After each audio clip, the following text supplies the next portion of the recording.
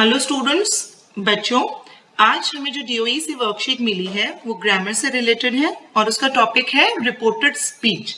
I hope सभी बच्चों ने जो लास्ट मंथ रिपोर्टेड स्पीच से रिलेटेड हमारी वर्कशीट आई थी वो अच्छे से समझी थी और अटेम्प्ट भी की थी। तो इस वर्कशीट को स्टार्ट करने से पहले आप सभी बच्चे एक बार उस पिछली वर्कशीट को जरूर रिव्यू करें, क्योंकि ये उसी की कॉन्टिन्यूएशन में है और अगर आप एक बार रिवाइज कर लेंगे तो आपको आज का कंटेंट समझने में बिल्कुल भी दिक्कत नहीं होगी। चलो बच्चों, स्टार्ट करते हैं आज की वर्कशीट। हम सभी को याद है रिपोर्टेड स्पीच क्या होती है। जब हम किसी की कही हुई बात को किसी दूसरे व्यक्ति को बताते हैं यानी रिपोर्ट करते हैं तो उसे इनडायरेक्ट स्पीच या रिपोर्टेड स्पीच कहते हैं।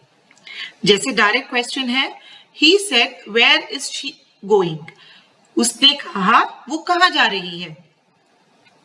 इनडायरेक्ट क्वेश्चन क्या होगा, he asked where she was going, यानी जब हम इस क्वेश्चन को रिपोर्ट कर रहे हैं तो हम किस तरह रिपोर्ट करेंगे कि उसने पूछा वो कहाँ जा रही थी। आप अगर मेरे सेंटेंस को ध्यान से सुनेंगे, डायरेक्ट क्वेश्चन है he said where is she going, उसने कहा वो कहाँ जा रही है। यहां मैं सवाल पूछ रही हूं, लेकिन जब मैं इस सवाल को रिपोर्ट कर रही हूं, he asked where she was going, उसने पूछा वो कहाँ जा रही थी, यहां वो क्वेश्चन बदल गया एक सिंपल सेंटेंस में।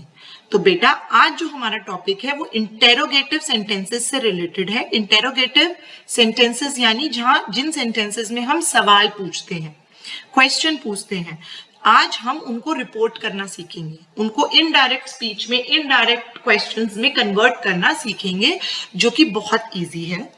इसके कुछ रूल्स हैं, हम उनको एक बार पढ़ लेते हैं। ए, when we turn direct questions into indirect speech, the following changes are necessary. जब हम डायरेक्ट इन क्वेश्चंस को इनडायरेक्ट क्वेश्चंस में चेंज करते हैं तो हमें कुछ चेंजेस का ध्यान रखना पड़ता है। पहला है tenses, pronouns, possessive adjectives and adverbs of time and place change as in statements. जो क्वेश्चन के अंदर टेंस यूज किया गया है, जो प्रोनाउन यूज किया गया है, जो possessive adjective his her use किए गए हैं, adverbs of time यूज किए गए हैं, टाइम की क्वालिटी बताने वाले adverbs यूज किए गए हैं और प्लेस के एडवर्ब्स यूज किए गए हैं, वो भी आपके स्टेटमेंट में आने में चेंज हो जाते हैं। आप ऊपर देखिए, वेयर इज शी गोइंग, ये प्रेजेंट में आप पूछ रहे हैं, लेकिन जब आप इसको रिपोर्ट कर रहे हैं ये किस में कन्वर्ट हो गया बच्चों, पास्ट में। The interrogative form of the verb changes to affirmative form. जो क्वेश्चन पूछा गया, इंटेरोगेटिव फॉर्म होती है बच्चों क्वेश्चन वाली फॉर्म, जो क्वेश्चन वाली फॉर्म है वो किस में चेंज हो गई, एक सिंपल सेंटेंस बन गया, यहाँ फुल स्टॉप आ गया ना, और इसकी सेंस भी एक सिंपल सेंटेंस वाली हो गई, एफर्मेटिव फॉर्म में चेंज हो गई। The question mark is omitted, ध्यान से सुनेंगे बच्चों, the question mark is omitted in indirect questions. जब हम इनडायरेक्ट फॉर्म में किसी क्वेश्चन को लिख देते हैं तो उसके बाद उसके पीछे क्वेश्चन मार्क नहीं आता, क्योंकि वो एक सेंटेंस में, सिंपल सेंटेंस में चेंज हो चुका है और उसके पीछे हम फुल स्टॉप लगाएंगे, क्वेश्चन मार्क नहीं लगाएंगे। If the introductory verb is से, it must be changed to a verb of inquiry. For example, ask, wonder, want to know या inquire। इस लाइन का क्या मतलब है बच्चों, इंट्रोडक्टरी वर्ब, इंट्रोडक्टरी वर्ब होता है ये said।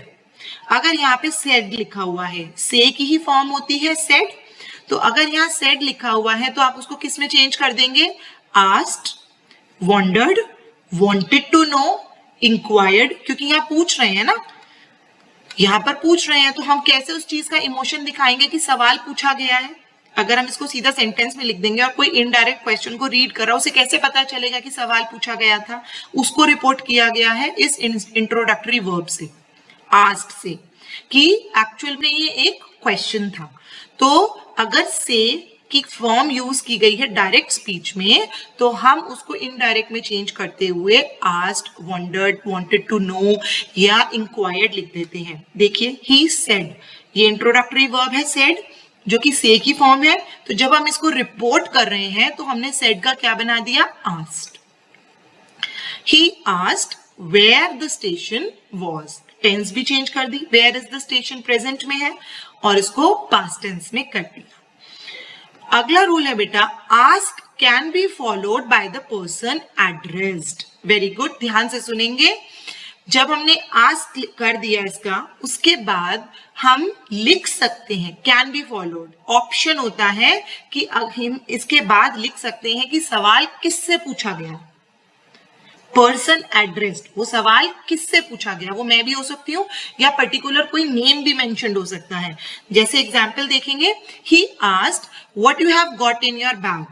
उसने पूछा तुम्हारे बैग में क्या है, तुम्हारे पास बैग में क्या है। He asked me, इसे ब्रैकेट में इसलिए रखा गया क्योंकि ये ऑप्शनल है, आप चाहे तो लिख सकते हैं चाहे ना भी लिख सकते हैं। He asked me what I had got in my bag।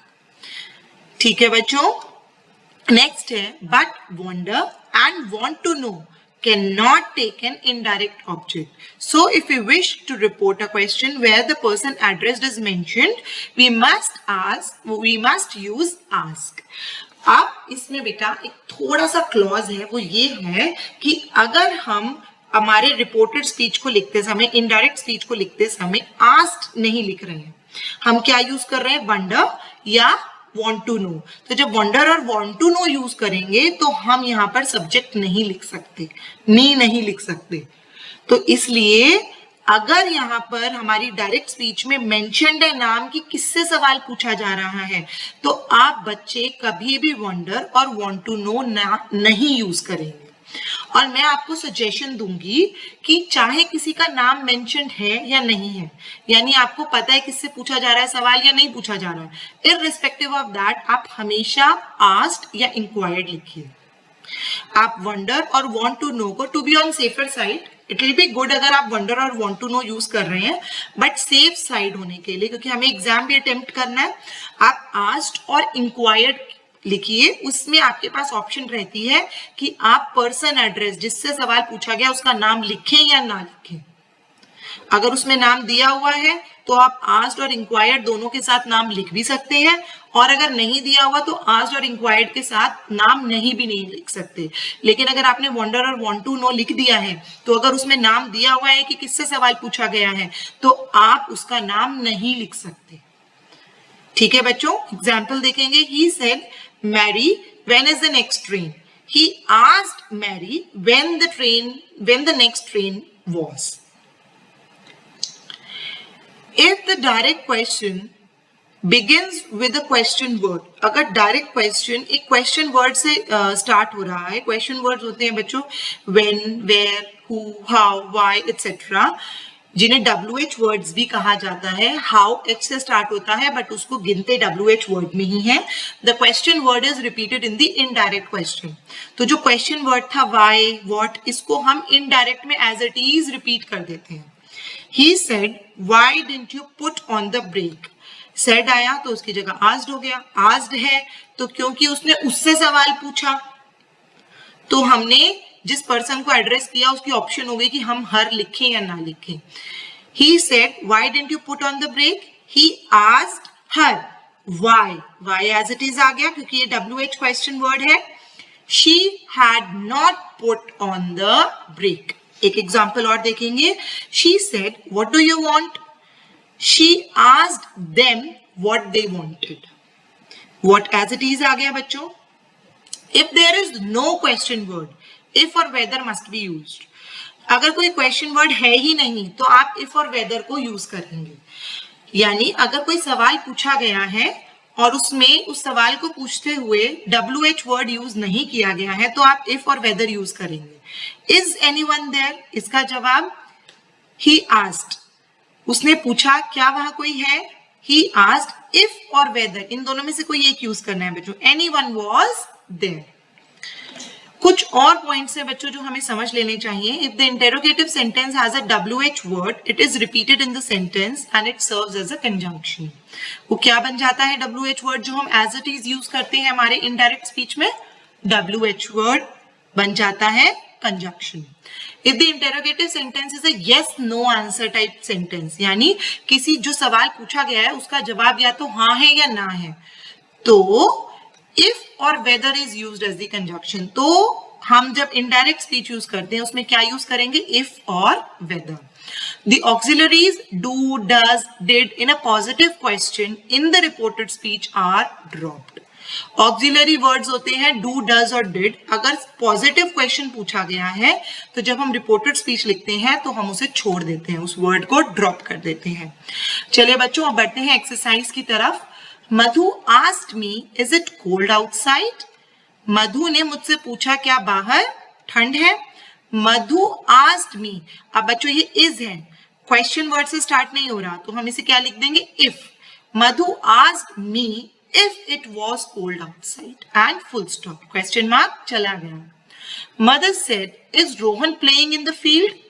Mother asked me, said का क्या हो जाएगा बच्चों, asked. Me, मुझसे पूछा, मदर की बात हो रही है तो मेरी भी मम्मी होंगी. Mother asked me if Rohan was playing in the field. If क्यों आया बच्चों, क्योंकि यहाँ पर भी कोई भी क्वेश्चन वर्ड यूज नहीं हुआ और इस सवाल का जवाब हाँ या ना में दिया जा सकता है. Varun asked his father, where are we traveling this weekend? Varun ने अपने पापा से पूछा कि वो इस वीकेंड पर कहाँ जा रहे हैं, वो सब कहाँ ट्रैवल कर रहे हैं. Varun asked his father where they were traveling this weekend. Varun ने अपने पापा से पूछा वो इस वीकेंड पर कहाँ ट्रैवल कर रहे हैं. Sonia said, what is the topic for the worksheet in English? Sonia ने कहा इंग्लिश वर्कशीट का क्या टॉपिक है. Sonia asked me what was the topic for the worksheet in English. Sonia ने मुझसे पूछा, what as it is आ गया बच्चों, WH वर्ड है. What was the topic for the worksheet in English? Rashmi asked, how old is your grandmother? Rashmi asked me how old was my grandmother. The policeman said to the boy, where do you live in Delhi? Policeman ने boy से पूछा तुम दिल्ली में कहाँ रहते हो. बेटा हम asked की जगह इस बार inquired लिख रहे हैं. The policeman inquired the boy where he lived in Delhi. The teacher asked, have you got a computer at home to attend classes? The teacher asked me if I had a computer at home to attend classes. अब सभी बच्चे इस worksheet को complete करेंगे और अपनी अपनी teachers को सेंड करेंगे.